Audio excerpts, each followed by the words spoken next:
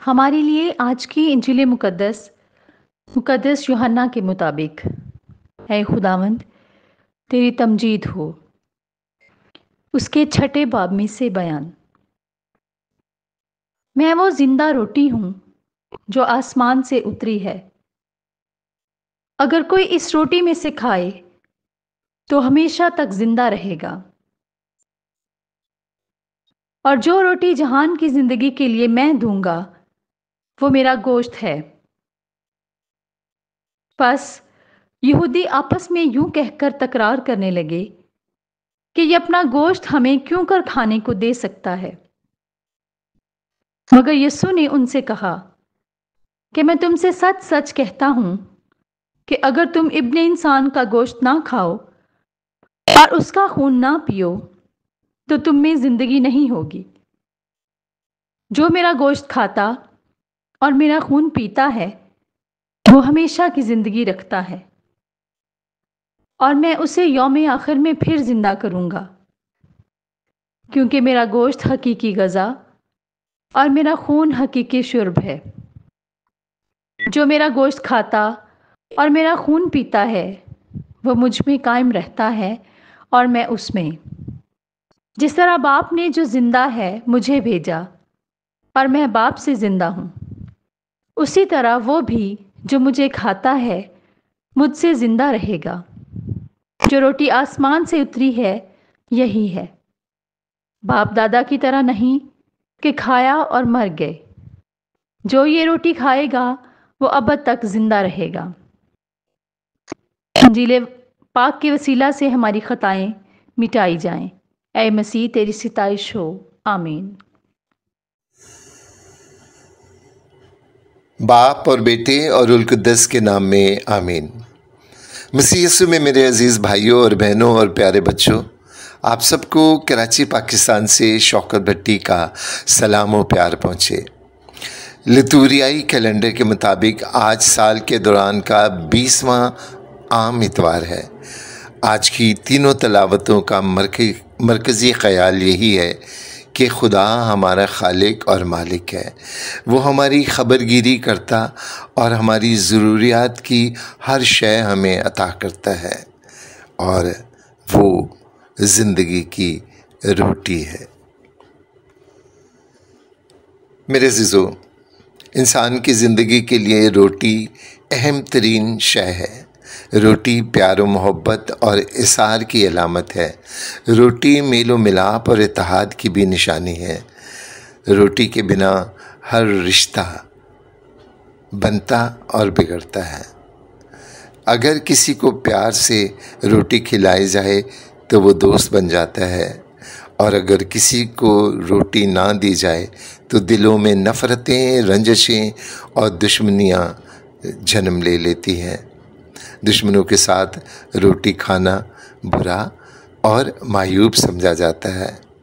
میرے عزیزو، بائبل مقدس میں 492 مرتبہ روٹی کا ذکر پایا جاتا ہے، بلکہ روٹی کا ذکر سب سے پہلے خود خدا نے باغ عدن میں کیا اور بتایا کہ اب آدم اپنے خون پسینے کی محنت سے اپنا رزق تلاش کرے گا، اور خدا کی طرف سے ملنے والا رزق بند ہو گیا۔ میرے عزیزو، عدن میں ملنے والی غذا کی بدولت آدم ابدی زندگی رکھتا تھا، اور اسے ضروریات زندگی، روٹی، کپڑا اور مکان کی قطعاً ضرورت نہ تھی، کیونکہ اس کا رازق خود خدا تھا، اور عدن میں خدا کی قربت میں رہتے ہوئے اسے روٹی کی فکر نہ تھی، اور خدا کی روشنی کی بدولت اس کا بدن جلالی اور نورانی پوشاک سے ڈھپا ہوا تھا، لیکن گناہ کی بدولت اس نے ان تمام نعمتوں کو کھو دیا۔ خدا کیونکہ محبت کرنا اس کی فطرت ہے، اس لیے اس نے اپنے کلمہ کو متجسد کر کے اس دنیا میں بھیجا۔ کلمہ جو متجسد ہوا وہ کوئی اور نہیں، خداوند یسوع المسیح ہے، اور آج کی انجیل مقدس میں ہم نے سنا کہ خدا یسوع مسیح نے ایک بڑے ہجوم سے کہا، زندگی کی روٹی میں ہوں، میں وہ روٹی ہوں جو آسمان سے اترتی ہے، جو اس میں سے کھائے وہ نہ مرے گا، وہ ہمیشہ تک زندہ رہے گا، اور جو روٹی جہاں کی زندگی کے لیے میں دوں گا وہ میرا گوشت ہے۔ میرے عزیزو، خدا یسوع مسیح نے جب یہ بات کہی تو اس سے ایک روز پہلے 5000 کے ہجوم کو روٹیوں اور مچھلیوں سے سیر کیا۔ اگر انجیل مقدس کا بغور مطالعہ کیا جائے تو ہم پر یہ عقد کھلے گا کہ خدا یسوع مسیح نے زمین پر 3 بشارتی سفر کیے، اور ہر سفر کے اختتام پر لوگوں کو روٹی سے معجزانہ طور پر سحر کیا۔ خدا یسوع مسیح کا پہلا بشارتی سفر بنی اسرائیل کے لیے تھا، جس کا اختتام بیت سیدہ کے مقام پر ہوا، جہاں خدا یسوع مسیح نے 5 روٹیوں اور 2 مچھلیوں سے 5000 بنی اسرائیلیوں کو سیر کیا، اور بچ جانے والی روٹی کے 12 ٹوکرے بنی اسرائیل کے قبیلے اور یسوع مسیح کے 12 شاگردوں کی علامت سمجھے جاتے ہیں۔ خدا یسوع مسیح کا دوسرا بشارتی سفر غیر اقوام کے لیے تھا، اور اس کا اختتام جناسرت کی جھیل کے کنارے بسے شہر دیکاپولس کے مقام پر ہوا، جہاں خدا یسوع مسیح نے 4000 لوگوں کو 7 روٹیوں اور چند مچھلیوں سے معجزانہ طور پر سحر کیا۔ روٹی کے 7 ٹوکرے بچے جو 7 دن کی تخلیق کے نشان تھے، یعنی خدا یسوع مسیح نے ہر قوم کے لیے اسے مہیا کیا۔ اور خدا یسوع مسیح کا آخری بشارتی سفر تبدیلی صورت کے پہاڑ سے شروع ہوا اور آخری فسح کی میز پر واضح ہوا اور کوہ کلوری پر مکمل ہوا۔ خدا یسوع مسیح نے اپنا بدن اور اپنا خون دنیا کی تمام اقوام اور نسلوں کے لیے پیش کیا۔ جب خدا یسوع مسیح نے کہا کہ زندگی کی روٹی میں ہوں، تو کیا فریسی، کیا فقیہی، کیا یہودی، کیا غیر یہودی اس کلام کی گہرائی اور سچائی کو نہ جان سکا۔ زندگی کی روٹی میں ہوں، یہ دعویٰ صرف اور صرف خداوند یسوع مسیح نے کیا ہے، اور اس کا یہ دعویٰ سچا اور برحق ہے، اور وہی اس لائق تھا، کیونکہ اس کی پیدائش بیت لحم میں ہوئی، اور بیت لحم کا مطلب ہے روٹی کا گھر۔ بیت لحم 2 لفظوں سے بنا ہے، یعنی بیت گھر اور لحم یعنی روٹی۔ تو زندگی کی روٹی میں ہوں کہنے والا یسوع المسیح سے بڑھ کر کوئی نہیں، کیونکہ وہ وہاں پیدا ہوا جو روٹی کا گھر تھا، اور اسے چرنی میں رکھا گیا جو خورش کا مقام تھا۔ بائبل مقدس ہمیں یہ بھی بتاتی ہے کہ خدا یسوع مسیح نے کہا کہ انسان صرف روٹی سے زندہ نہیں رہتا، بلکہ ہر اس کلمہ سے جو خدا کے منہ سے نکلتا ہے اور اسے زندہ رکھتا ہے۔ یوں اس قول کی کسوٹی پر کھڑا ہونے والا دنیا میں صرف اور صرف خدا یسوع المسیح ہی فرد واحد ہے۔ بائبل مقدس ہمیں بتاتی ہے کہ زندہ روٹی ہونے کا دعویٰ کرنے والا خدا یسوع المسیح خدا کا کلمہ بھی ہے۔